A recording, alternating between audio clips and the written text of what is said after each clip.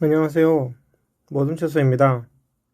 이번 시간에는 바이두가 예상보다 빠르게 AI 쪽으로 개발하고 있다는 기사가 나와서 번역하면서 알아보고자 합니다.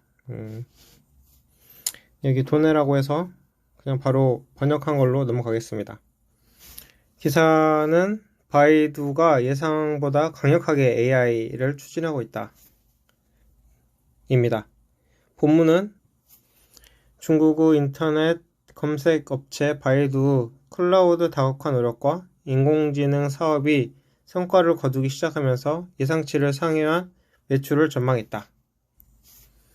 3월 말의 수익은 평균 추정치 239억과 비교하여 260억 위안에서 285억 위안일 것으로 예상된다.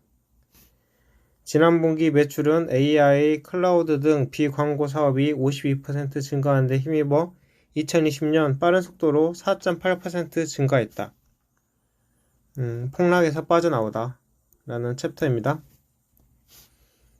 이 그래프를 보시면 2018년에서 19년으로 가면서 이렇게 내려갔다가 다시 2020년 4분기에는 다시 올라가는 모습을 볼 수 있습니다. 그래서 기사에서는 바이두 2020년 4분기 수익은 매우 빠르게 올라갔습니다.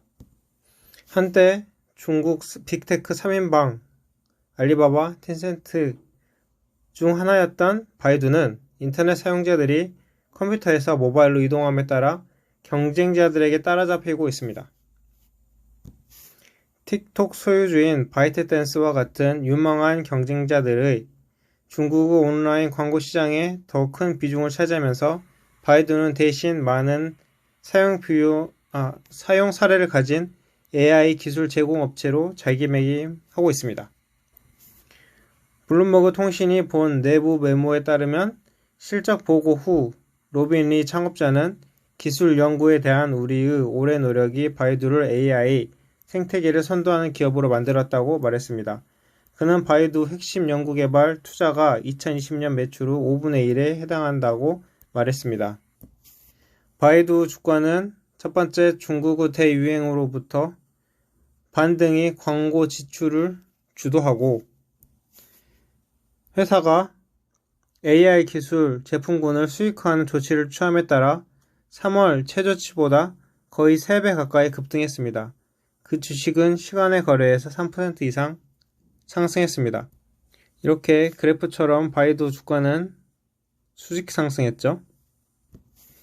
이 거대 인터넷 기업은 지난 수년간 스마트 기기와 미래의 차량에 돈을 투자하며 첫 번째 언어 학습에서 음성 상호작용과 두 번째 자율주행 분야에서 수십억 달러를 투자해 왔습니다. 수년간의 투자와 스마트한 전국 기반 시설을 구축하려는 중국 정부 노력에 힘입어 이 스마트 시설 구축이라는 것은 예로 화웨이가 개발하는 스마트 도로를 들 수 있죠.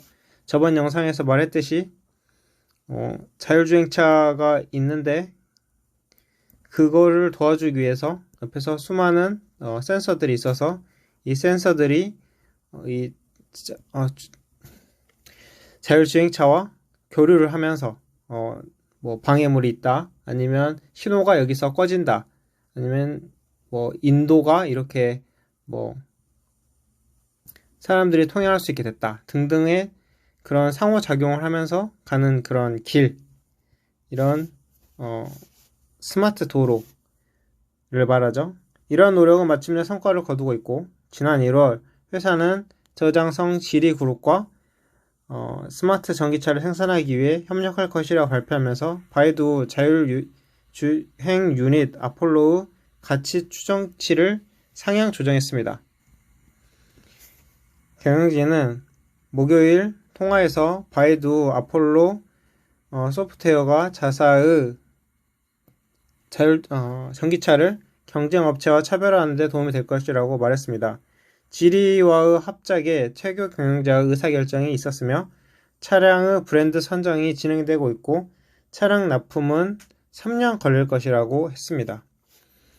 저번 영상에서도 말했듯이 바이두는 캘리포니아에서 완전 무인 주행의 accept 허가가 됐죠.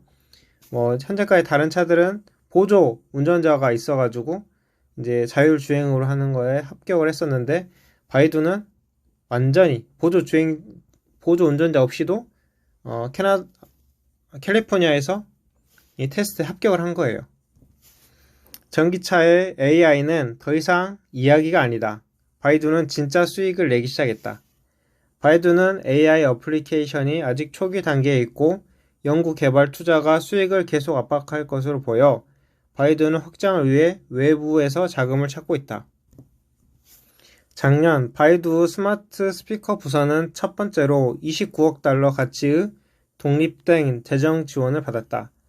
최근 IDG, GGV 캐피털을 포함한 투자자들에게 사업 분사를 앞두고 AI 칩, 반도체 칩을 위한 자금을 조달하기 위해 손을 내밀었다고 이 문제에 정통한 사람들은 말했다. 이것에 대해서 이전 영상에서도 제가 올렸었죠. 바로 이 영상이었었는데요. 여기서는 첫 번째로 차량용 반도체 부족 문제가 있을 거라고 예측을 하고 이것을 해결하겠다. 그 다음에 중국의 자존심을 높이겠다. 이런 걸로 해서 바이두가 아까 말했던 두 개의 캐피털 회사 등을 통해서 이 반도체 회사를 만들겠다라는 것을 포부를 밝혔었죠. 이와 동시에 바이두는 최대 규모의 연합된 대출 계약을 통해 30억 달러를 추가로 조달할 계획이라고 블룸버그 통신이 지난주 보도했다. 이러한 자금 조달 노력은 35억 달러 자금을 조달하기 위해 진행 중인 것으로 알려진 홍콩 주식 매각에 앞서 진행되고 있다. 바이두 넷플릭스 스타일 플랫폼 아이치의 매출은 지난 12월 말까지 0.5% 감소해 중국 누리꾼들이 바이트댄스, 두원 등 다른 소셜미디어 서비스를 옮겨가면서 2분기 연속 매출이 감소했다. 이번 분기의 매출은 8%까지 떨어질 수 있다고 회사 측은 말했다. 연구업체인 퀘스트 모바일은 바이두 앱이 중국 사용자 12월 소비 시간의 8%를 차지해 바이트댄스 점유율 16%의 절반에 이른다고 밝혔다. 그러면 지금 바이트댄스보다 계속 뒤처지고 있으니까 이것을 타개하기 위해서 바이두는 다른 방법을 찾고 있다. 다른 방법이 AI와 클라우드 다각화 노력이다 하는 걸 알 수 있죠. 경쟁하기 위해 주력 검색 앱은 텐센트 위챗과는 달리 모든 것을 아우르는 소셜 플랫폼으로 변모하고 있으며 이 회사는 조이의 YY 라이브 스트리밍 네트워크를 36억 달러에 인수하는 것을 거의 마무리하고 있다. 블룸버그 수석 분석가는 당신이 이 바이두 마케팅 성장이 약해지고 있는 것에서 고민을 해야 되는데, 왜냐면 그것이 바이두 가장 큰 수익원이었기 때문입니다. 라고 말했습니다. 하드웨어 및 클라우드 같은 비마케팅 비즈니스는 매출 성장을 주도할 수 있지만 이익에는 별 도움이 되지 않습니다.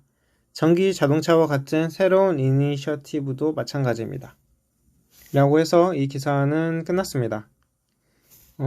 이 기사 원문은 여기에 있고요. 아까 하니까 블룸버그에서 돈 내라고 해서 제가 껐었죠.